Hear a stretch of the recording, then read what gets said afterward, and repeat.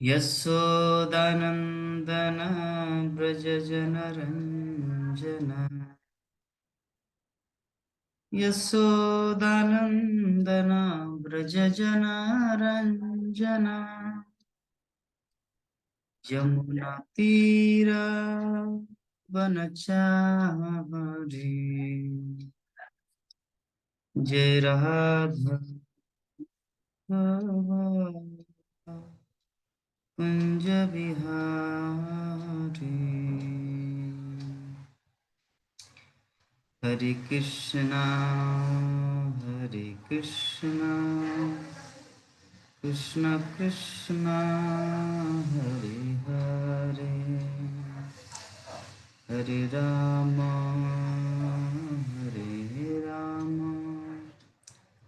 राम राम हरे हरे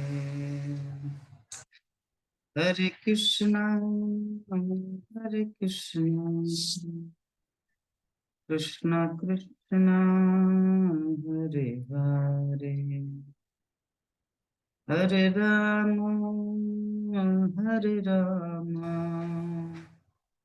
राम राम हरे हरे जय राधा माधव राधा माधव राधे जय पंचतत्व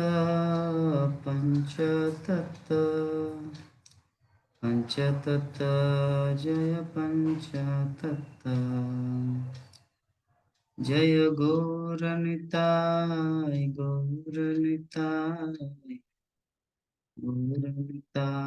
जय गौरनिताय जय नृसिंहदेव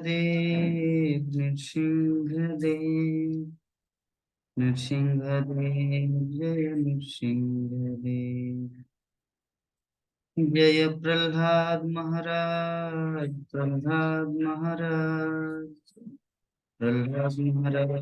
जय जय जय प्रभुपाद प्रभुपाद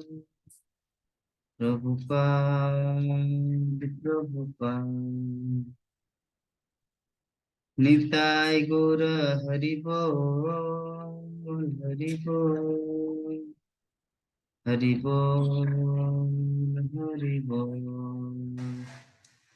जय हरिनाम संकीर्तन की जगत गुरु शिल प्रभुपाद की निताय गौर प्रेमानंदे ओम अज्ञानतिमिरन्धस्य ज्ञानञ्जनशलाकया चक्षुरुन्मिलितं येन तस्मै श्रीगुरुवे नमः श्रीचैतन्यमनोभीष्टं स्थापितं येन भूतले स्वयं रूप कदा मह्यं ददाति सपदान्तिकम् वन्देऽहं श्रीगुरु श्रीयुतापदकमलं श्रीगुरुं वैष्णवांश्च श्रीरूपं साग्रजातं सहगना रघुनाथान्वितं तं सजीवं साद्वैतं सावधूतं परिजनसहितं कृष्णचैतन्यदेवं श्रीराधा कृष्णपादान् सहगना ललिता श्रीविशाखान्वितांश्च नमो विष्णुपादाय कृष्णपृष्ठाय भूतले श्रीमते भक्तिवेदांत स्वामी नामिने नमस्ते सरस्वती देवे गौरवाणी प्रचारिणे निर्विशेष शून्यवादी पाश्चात्य देशतारिणे हे कृष्णा करुणा सिंधु दीनबंधु जगतपते गोपेश गोपिका कांत राधा कांत नमस्ते सप्त कांचन गौरांगे राधे वृंदावनेश्वरी वृषभानुसुते देवी प्रणमामि हरिप्रिये वाञ्छाकल्पतरुभ्यश्च कृपा सिन्धुभ्येव च पतितानां पावनेभ्यो वैष्णवेभ्यो नमो नमः। जय श्री कृष्ण चैतन्य प्रभु नित्यानंद श्री अद्वैत गदाधर श्रीवासादि गौर भक्तबिंद। हरे कृष्णा कृष्णा कृष्णा हरे हरे, हरे राम राम राम हरे हरे। हरे कृष्णा कृष्णा कृष्णा हरे हरे, हरे राम राम राम हरे हरे। ओम नमो भगवते वासुदेवाय, ओम नमो भगवते वासुदेवाय, ओम नमो भगवते वासुदेवाय। नारायणं नमस्कृत्य नरं चैव नरोत्तमं देवीं सरस्वतीं व्यासं ततो जयमुदीरये। नष्टप्रायेषु अभद्रेषु नित्यं भागवत सेवया भगवती उत्तमश्लोके भक्तिर्भवति नष्टिकी। मुखं करोति वाचालं पङ्गुलं ते गिरिं यत्कृपातमं वन्दे श्रीगुरुनितिनतारिणं परमानन्दमाधवं श्रीचैतन्येश्वरम् तमादिदेवं करुणानिधानं तमालपर्णं सुवितावतारम् अपार संसार समुद्र सेतु भजामि भागवत स्वरूपम। हरे कृष्ण। तो आज हम लोग श्रीमद् भागवतम द्वितीय स्कंद प्रथम अध्याय श्लोक संख्या 10, इस 2 श्लोक के ऊपर चर्चा करेंगे। 10, 11। तदहं ते विधस्यामि महापुरुषिको भवान् यस्य श्रद्धत्वतामासो श्यान्मुकुन्दे मति सती।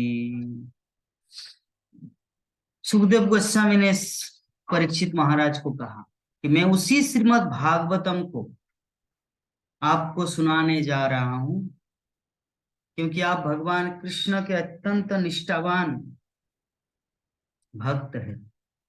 जो व्यक्ति श्रीमद् भागवत को पूरे मनोयोग से तथा सम्मान पूर्वक सुनता है उसे मोक्षदायक परमेश्वर भगवान की अविचल श्रद्धा प्राप्त होती है। तात्पर्य, हिज डिवाइन ग्रेस ऐसी भक्तिवेदांत स्वामी जगत गुरु श्री प्रभुपाद के द्वारा श्रीमद् भागवत मानक वैदिक वांग्मय है और वैदिक ज्ञान को प्राप्त करने की प्रणाली अवरोह पंथा अर्थात प्रामाणिक शिष्य परंपरा द्वारा दिव्य ज्ञान प्राप्त करने की विधि कहलाती है। वैदिक ज्ञान की उन्नति के लिए व्यक्तिक सामर्थ्य तथा शोध प्रवृत्ति की आवश्यकता पड़ती है, किंतु आध्यात्मिक ज्ञान में सारी प्रगति बहुत कुछ गुरु की कृपा पर निर्भर करती है। गुरु को शिष्य से संतुष्ट होना चाहिए, तभी आध्यात्मिक विज्ञान के विद्यार्थी के समक्ष वो ज्ञान स्वतः प्रकट होगा। किंतु इस विधि को किसी तरह की जादूगरी मानने की भूल नहीं करनी चाहिए, जिससे गुरु जादूगर की तरह शिष्य के भीतर आध्यात्मिक ज्ञान पहुंचा देगा, मानो वो उसे विद्युत धारा से आवेशित कर रहा हो। प्रामाणिक गुरु अपने शिष्य को प्रत्येक बात वैदिक वांग्मय के प्रमाणों के आधार पर बताता है। शिष्य इसी शिक्षा को मात्र बौद्धिक न मानकर विनीत भाव से जिज्ञासा करके तथा सेवा भाव से ग्रहण कर सकता है। भाव यह कि शिष्य तथा गुरु दोनों को प्रामाणिक होना चाहिए। यहाँ पर गुरु सुखदेव गोस्वामी ने अपने महान पिता से जो कुछ सीखा है उसे उसी रूप में सुनाने के लिए उद्यत है। और शिष्य महाराज परीक्षित भगवान कृष्ण के परम भक्त है। तो भगवान कृष्ण का भक्त वो होता है जो निष्ठावान होकर यह विश्वास करता है कि भगवत भक्त होकर मनुष्य प्रत्येक आध्यात्मिक वस्तु से पूरी तरह सच संवर जाता है। यह शिक्षा साक्षात भगवान द्वारा भगवत गीता के पृष्ठों में दी गई है, जिसमें यह स्पष्ट वर्णन है कि भगवान कृष्ण ही सब कुछ है और पूर्ण रूप से उनकी शरण ग्रहण करने से मनुष्य पूर्ण रूप से पवित्र व्यक्ति बन जाता है। भगवान कृष्ण के प्रति ऐसी अविचल श्रद्धा से मनुष्य श्रीमद् भागवत का विद्यार्थी बन जाता है और अंत में उसी तरह मोक्ष को प्राप्त करता है जिस तरह महाराज परीक्षित ने प्राप्त किया था। श्रीमद् भागवत के व्यावसायिक वाचक तथा छद्म भक्त जिनकी श्रद्धा एक सप्ताह के सुनने पर निर्भर होती है, वे सुखदेव गोस्वामी तथा महाराज परीक्षित से भिन्न होते हैं। श्री व्यासदेव ने सुखदेव गोस्वामी को जन्मादस्य श्लोक से प्रारंभ करके संपूर्ण श्रीमद् भागवत सुनाया। अतएव सुखदेव गोस्वामी ने भी राजा को पूरी भागवत सुनाया। भगवान श्री कृष्ण को श्रीमद् भागवत 11 स्कंद में महापुरुष के रूप में बताया गया है, जो कि स्वयं ही भक्तिमय स्वरूप में भगवान श्री चैतन्य महाप्रभु। श्री चैतन्य महाप्रभु अपनी भक्तिमय प्रवृत्ति में साक्षात भगवान कृष्ण हैं, जो कलिजुग की पतित आत्माओं पर विशेष कृपा करने के लिए पृथ्वी पर अवतरित हुए थे। भगवान कृष्ण के इस महापुरुष स्वरूप की स्तुति करने के उपयुक्त 2 श्लोक है। ध्येयं सदा परिभवनम भीष्टदोहम तीर्थास्पदम शिव विरिंच नूतनम शरण्यम भृत्यर्तिहं प्रणत बाल भवाप्ली धूपौतम वंदे महापुरुष चरणारविंदम तक्ता सुदुस्तज सुरेप्सित राज्य लक्ष्मीं धर्मिष्ठार्य वचसा जदगादरण्यम माया मृगम दयितप्सितम मंद बधावत वंदे महापुरुष चरणारविंदम। श्रीमद् भागवत के 11 स्कंद के 5वें अध्याय श्लोक संख्या 33-34। दूसरे शब्दों में पुरुष का अर्थ है भोक्ता और महापुरुष का अर्थ है परम भोक्ता या भगवान श्री कृष्ण। जो व्यक्ति परमेश्वर श्री कृष्ण के पास तक पहुंचने के योग्य है वो महापौरुषिक कहलाता है। जो कोई श्रीमद् भागवत को प्रामाणिक वाचक से ध्यान पूर्वक सुनता है वो निश्चित रूप से मोक्ष के प्रदाता भगवान का निष्ठावान भक्त बन जाता है। श्रीमद् भागवत को सुनने के मामले में महाराज परीक्षित जैसा सावधान कोई नहीं था और श्रीमद् भागवत को सुनाने के लिए सुखदेव गोस्वामी जैसा कोई सुयोग्य व्यक्ति नहीं था। इसीलिए जो भी आदर्श वाचक या आदर्श श्रोता रूप सुखदेव गोस्वामी तथा महाराज परीक्षित के पदचिन्हों का अनुसरण करता है, निस्संदेह वह उन्हीं की तरह मोक्ष प्राप्त करेगा। महाराज परीक्षित को केवल श्रवण द्वारा मोक्ष मिला और सुखदेव गोस्वामी ने केवल प्रवचन करके मोक्ष प्राप्त किया। प्रवचन पाठ तथा श्रवण नवदा भक्तिमय सेवा में से 2 कार्य है और इन सिद्धांतों के आंशिक या समग्र रूप में पालन करने से मनुष्य को परम पद प्राप्त हो सकता है। अतः श्रीमद् भागवत का संपूर्ण पाठ जन्मादस्य श्लोक से प्रारंभ करके 12 स्कंद के अंतिम श्लोक तक महाराज परीक्षित की मोक्ष प्राप्ति के निमित्त सुखदेव गोस्वामी द्वारा सुनाया गया। पद्म पुराण में इसका उल्लेख है कि गौतम मुनि ने महाराज अम्बरीश को सलाह दी कि सुखदेव गोस्वामी द्वारा श्रीमद् भागवत के पारायण को नियमित रूप से सुने। यहाँ इसकी पुष्टि है कि महाराज अम्बरीश ने श्रीमद् भागवत को आदि से अंत तक उसी रूप में सुना जिस रूप में सुखदेव गोस्वामी ने उसका प्रवचन किया। अतः जिसकी रुचि भागवत में है उसे चाहिए कि वह कुछ अंश यहाँ से और कुछ अंश वहां से पढ़कर उसके साथ खिलवाड़ न करे, अपितु वो महाराज अम्बरीश तथा महाराज परीक्षित जैसे महान राजाओं के पद चिन्हों का अनुसरण करे और सुखदेव गोस्वामी के किसी प्रामाणिक प्रतिनिधि से ही श्रवण करे। तो आज का जो श्लोक है ये बहुत ही इंपॉर्टेंट श्लोक है। क्योंकि इंपॉर्टेंट इसीलिए है क्योंकि हम लोग जानते हैं इस संसार में जिसके पास मुंह है वो कुछ ना कुछ बकड़ बकड़ करे, मेढक की भांति सभी कुछ ना कुछ बोलेगा।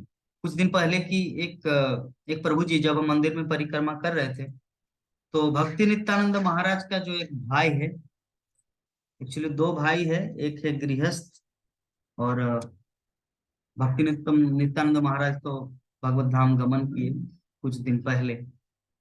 तो प्रभु जी मुझे बोल रहे थे, जगन्नाथ आपका जो टॉक शो प्रोग्राम होता है ना, मैं उसे प्रति बृहस्पतिवार को देखता हूँ और मुझे बहुत अच्छा लगता है क्योंकि आप जो कंक्लूजन देते हैं उसमें जब टॉक शो के बाद जो कोई क्वेश्चन आता है, क्वेश्चन के बाद जिस प्रभु जी को आप उल्लेख करते हैं वो उनका उत्तर देते हैं, उसके बाद जब आप कंक्लूजन दे देते हैं तो कंक्लूजन देने के बाद वो एकदम परिपूर्ण बन जाता है। तो प्रभु जी मुझे एक चीज बोला कि देखिए इस संसार में जिसके पास मुंह है ना, किसी भी चीज का प्रश्न करे तो वो उत्तर तो देगा, लेकिन वो यथारूप में प्रमाणित होगा या नहीं होगा ये भी देखना है। तो उस समय मुझे बहुत ही अच्छा लगा प्रभु जी का फीडबैक कि हमको जो भी मतलब प्रश्न का जो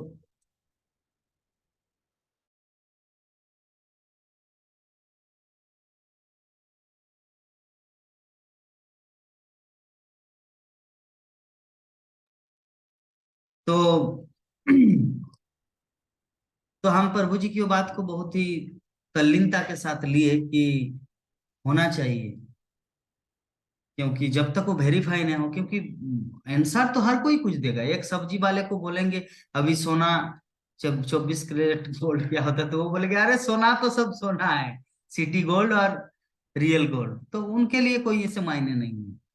तो जो भी है, तो उत्तर कैसा होना चाहिए, यथारूप में शास्त्रों में जो वर्णित है। तो इसीलिए शास्त्रों को ज्यादा से पढ़ना है, ताकि अध्ययन करना है, ताकि भक्त के मन में किसी भी प्रकार का कुछ भी प्रश्न हो उसको सही रूप से आंसर दिया जा सके। तो आज का जो श्लोक है, क्या बोलना चाह रहे हैं कि मैं वही श्रीमद् भागवतम सुनाने जा रहा हूं। कौन सा श्रीमद् भागवत? जो श्रीमद् भागवत मेरे पिता ने मुझे सुनाया था, मुझे सिखाया था। और मैं क्यों आपको सुना रहा हूं Maharaj Parikshit? Because you are a devotee of Krishna. आप भगवान कृष्ण के अत्यंत निष्ठावान भक्त है। तो इससे और एक अभिप्राय हो मिल रहा है कि श्रीमद् भागवत हर कोई सुनने के योग्य नहीं है।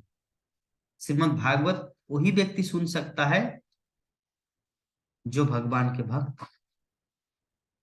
लाल गोविंद प्रभु जी कल एक लेक्चर में बोल रहे थे कि भागवतम सुनने के लिए बहुत भाग्य चाहिए। इस समय तक श्लोक है भाग्य दयन दयन क्या है, हाँ भाग्य ने बहु जन्म समर्जिता, मतलब बहुत जन्मों का भाग्य होना पड़ता है तब कोई श्रीमद् भागवत की गाथा में, श्रीमद् भागवत की क्लास में आ पाते हैं।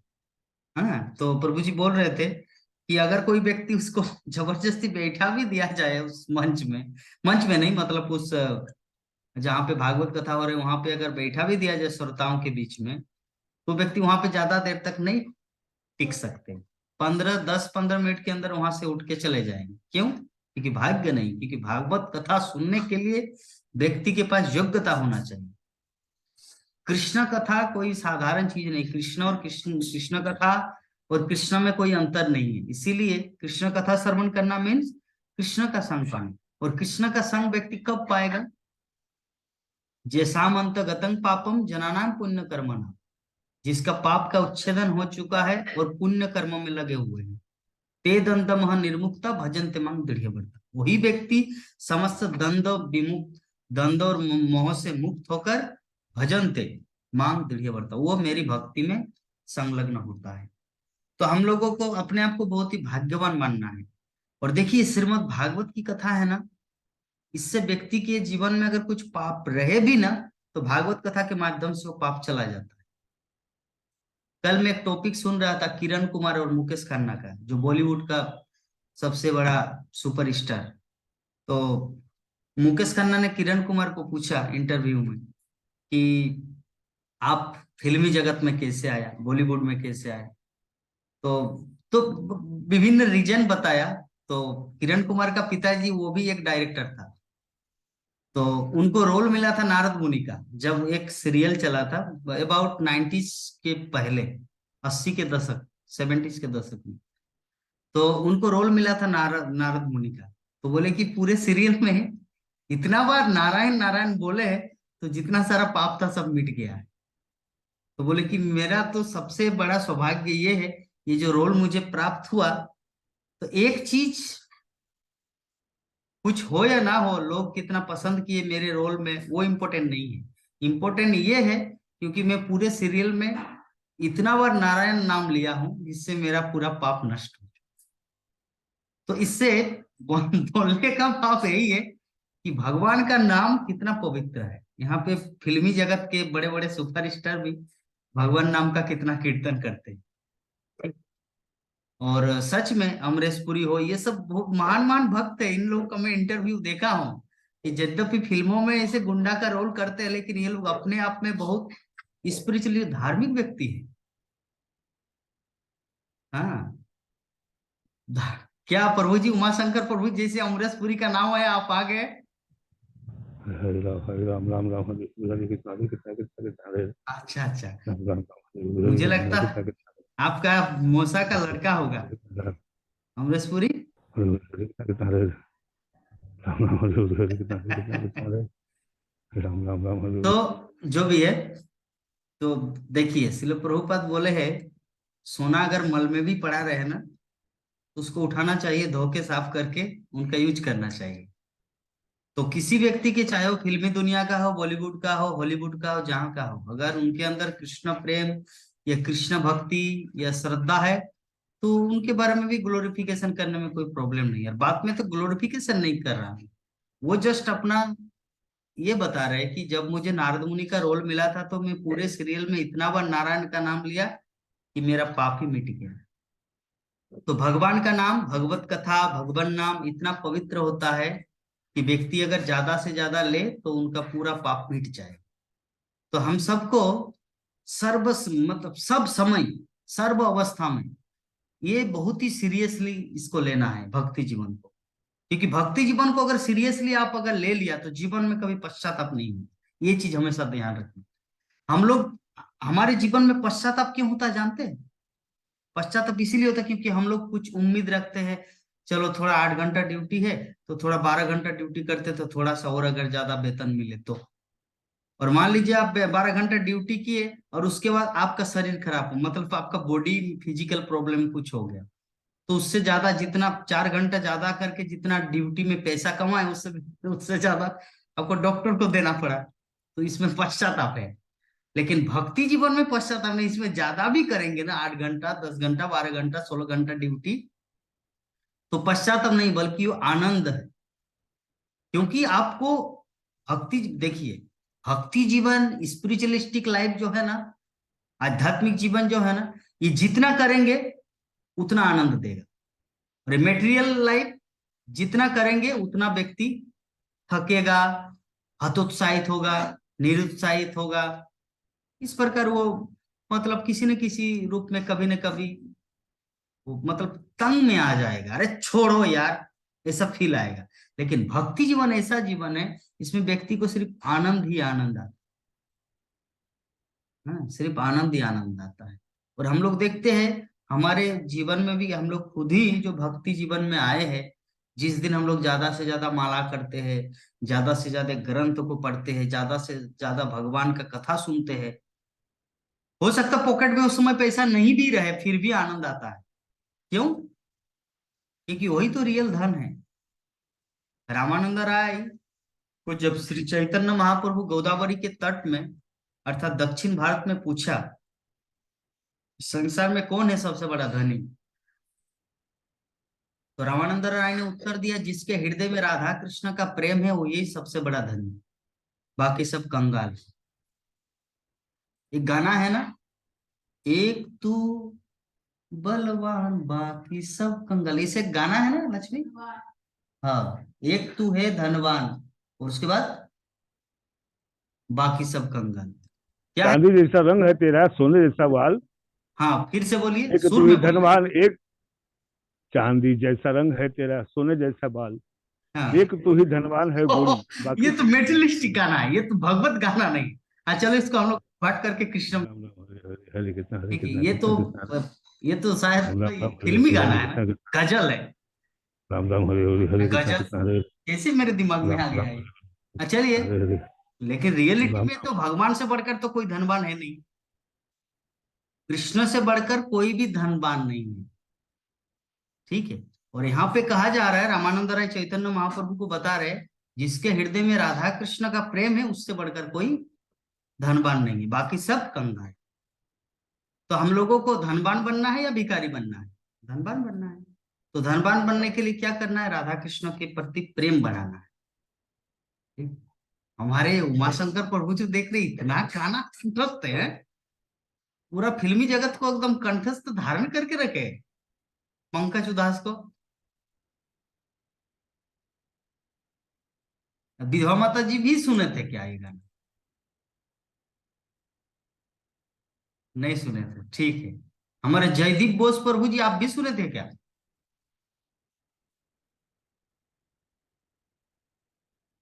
हरे कृष्णा। इस गाना को हरे सब कृष्ण कोई सुने प्रभु हुए जी। आप भी सुने जी थे प्रभु क्या जी अभी? सुने। प्रभु जी जो गाए जी अभी? प्रभु जी। हैं। कृष्णा हरे कृष्णा कृष्णा हरे हाँ, हरे। अच्छा हरे राम अच्छा। राम सुना था। हरे हरे, हरे कृष्णा कृष्णा हरे हरे। जी प्रभु। ठीक है।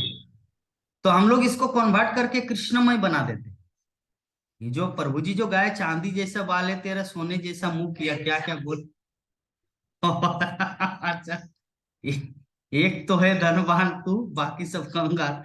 तो प्रभु जी जो गाए, तो एकमात्र कृष्ण ही धनवान है, बाकी सब कंगाल है। इसको इस रूप में हम लोग लेते हैं, क्योंकि एक शायर कुछ भी लिख सकता है। जैसे बोलते हैं ना, बंगाली में कहावत है कि छागोले की ना खाए पागोले की ना बोले, तो पागल तो कुछ भी लिख सकता है। वो पागल की तरह लिखा है ये वाला गाना। एक लड़की धनवान है और बाकी सब कंगाल है, ये कोई हो सकता है क्या? ये रियलिटी थोड़ी है। वो किसी से प्रेम करते हैं तो वो उनको ग्लोरिफिकेशन कर रहे हैं कि तुम्हारा बाल सोने जैसा है, और तुम्हारा। यही यही रियलिटी है प्रभु जी, यही रियलिटी है। एक औरत चाहे कुछ भी कर सकती है, किसी को घुमा सकती है, ये भी आप जानते हैं। हाँ, वो तो ठीक है, लेकिन जब ऐसे व्यक्ति के चंगुल में पड़ता है ना, तो औरत भी घोन चक्कर में पड़ जाता है।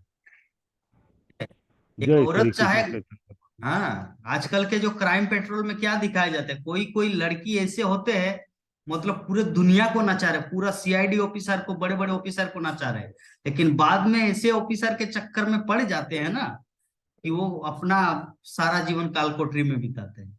इसीलिए ऐसा नहीं कि औरत या स्त्री सर्वे सर्वा है, सत्य ही सर्वे सर्वा है, चाहे वो औरत हो या पुरुष हो।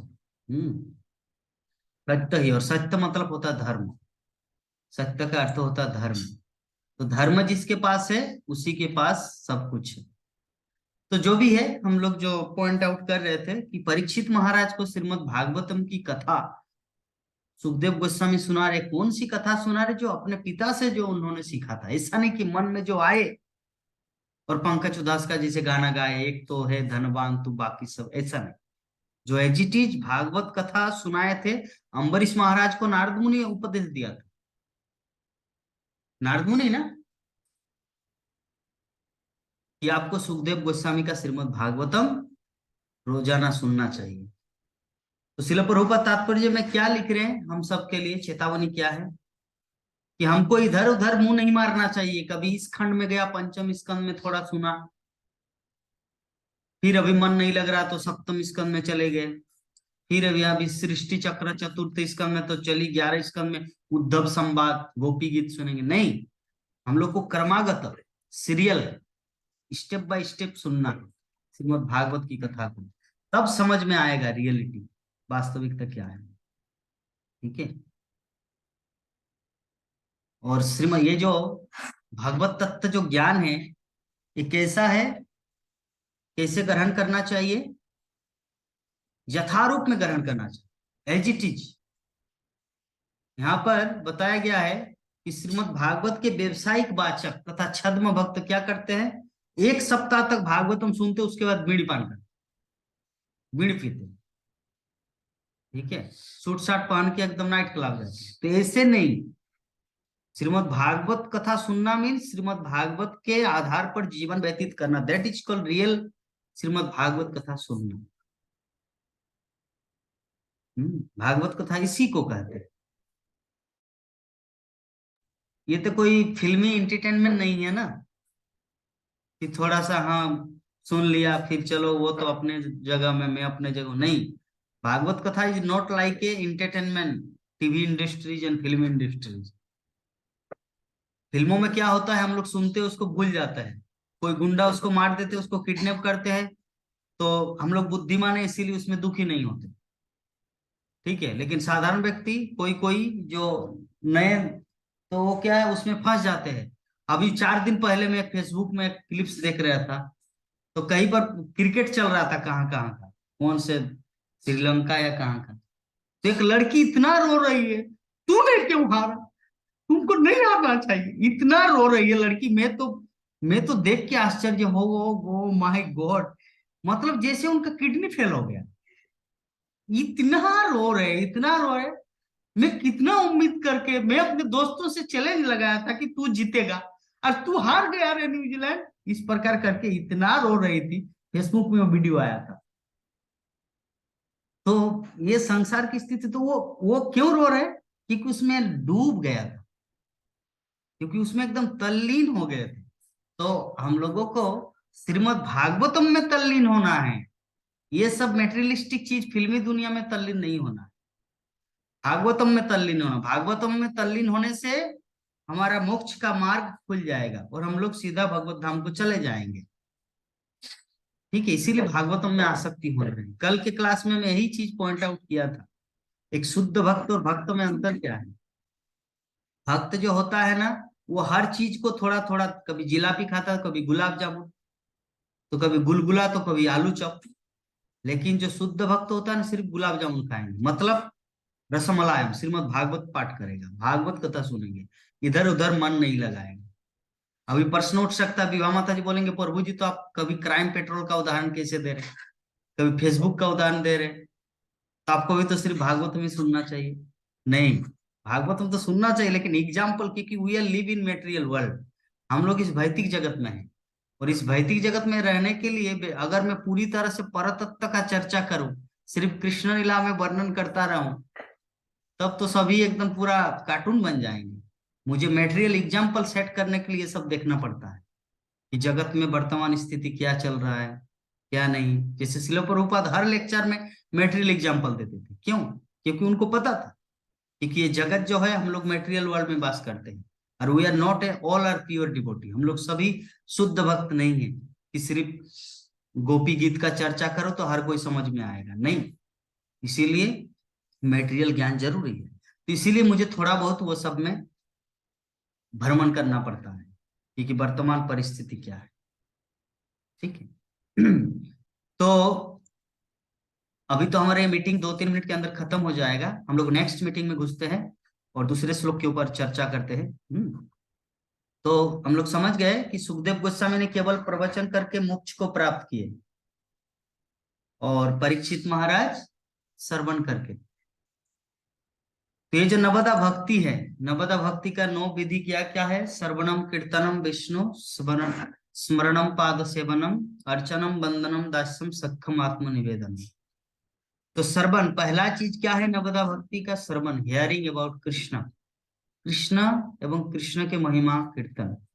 इसमें अभी एक पॉइंट आउट ये है, जैसे उस दिन प्रभु जी बोल रहे थे सड़ गोस्वामी के क्लास में, कि अगर हम लोग भगवान की लीला श्रवण करेंगे तो हम लोगों को भक्ति मिलेगा, पवित्रता आएगी जीवन में, लेकिन प्रेरणा प्राप्त नहीं होगी भगवान कृष्ण की लीला में। प्रेरणा प्राप्त करने के लिए भगवान के भक्तों की लीला सुनना है, क्योंकि भगवान की लीला से हम लोग कैसे प्रेरणा प्राप्त करेंगे, एग्जाम्पल मोटिवेशन कैसे होंगे। भगवान ने 16,108 रानियों के साथ शादी किए थे, हमारा तो जीवन एक को संभालने में माथा खराब हो जाता है। 16,000 तो दूर की बात है। भगवान ने गिरी गोवर्धन पर्वत को उठाया था, एक ईंट को उठाने की क्षमता नहीं है हमारे पास। तो इसीलिए भगवान की लीलाओं में हम लोग जस्ट पवित्रता अर्थात पवित्र बनेंगे जब कृष्ण कथा श्रवण करेंगे। लेकिन इंस्पिरेशन, भक्ति जीवन में पदोन्नति करने के लिए, इंस्पायर होने के लिए हम लोगों को भगवान के भक्तों का चरित्र श्रवण करना, लाइक अम्बरीश चरित्र, प्रहलाद चरित्र, ध्रुव चरित्र, सुदामा चरित्र, उद्धव चरित्र। इस प्रकार श्रीमद् भागवतम में हो या चैतन्य चरितामृत में हो, षड्गोस्वामी चरित्र, ठीक है, शिल प्रभुपाद जीवनी, भक्ति सिद्धांत सरस्वती ठाकुर का जीवनी, भक्ति सिद्धांत वैभव और भक्ति विनोद ठाकुर की जीवनी, ये सब आचार्यों का, भगवान के भक्तों का जीवन चरित्र जब हम लोग अध्ययन करते हैं, उसकी लीला कथा को जब श्रवण करते हैं, तब हमारे जीवन में प्रेरणा आती है। और भगवान की लीला कथा श्रवण करेंगे तब हमारा जीवन पवित्र होता है। तो हम लोगों को दोनों को बैलेंस करना, दोनों को लेकर चलना है, एक में नहीं। तो श्रीमद् भागवतम क्या है? कृष्णा एवं उनके भक्त दोनों का सम्मिश्रण करना है। भागवत मतलब, भगवत गीता मतलब श्री भगवान की वाणी, और भागवत मतलब भा और भव, भगवत मतलब भगवान, और भागवत मतलब भगवान एवं भक्त दोनों, उसमें आकार है भा। भगवत गीता और भागवतम, भा एंड भव, भव में सिर्फ भगवान और भाव में भगवान एवं भक्त दोनों। तो ये है श्रीमद् भागवत। तो हम लोग नेक्स्ट श्लोक में 11 नंबर श्लोक में आते हैं। आप लोग पुनः ज्वाइन कीजिए मीटिंग को। हरे कृष्ण।